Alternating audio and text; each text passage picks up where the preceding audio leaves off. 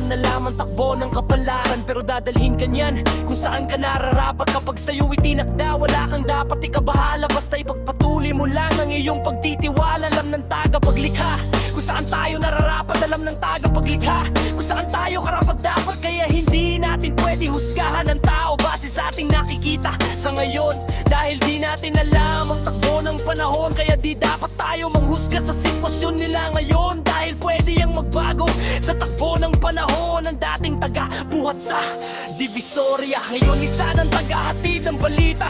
Kaya hindi natin masasabi na wala siyang mararating. Hindi porkit taga-buhat lang wala na mararating, dahil hindi natin alam ang takbo ng mundo. Pwedeng magbago ang lahat kung ipagkaloob ito. Marami ng mahirap na biglang yumayaman, marami ng mayaman na biglang naghirap. Ang ibig kong sabihin, hindi natin alam ang takbo ng mundo.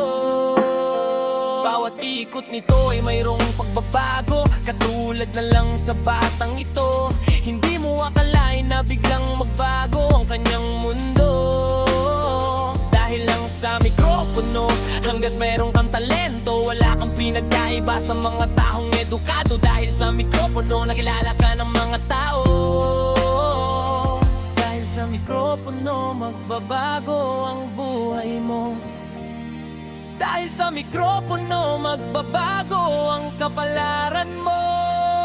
Dahil sa mikropono, sisikat ka ng gusto. Kaya ang payo ko sa'yo, ingatan mo ang talento ibinigay sa'yo. Gawin mo ito upang ihatid ang balita na kailangan ng mga tao. Malayo pa ang mararating mo.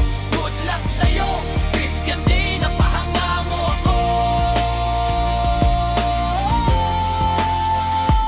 Dahil sa mikropono, sisikat ka ng gusto. Kaya ang payo ko sa'yo, ingatan mo ang talento ibinigay sa'yo. Gawin mo ito upang ihatid ang balita na kailangan ng mga tao. Malayo pa ang mararating mo. Good luck sa'yo, Christian din ang pahanga mo ako.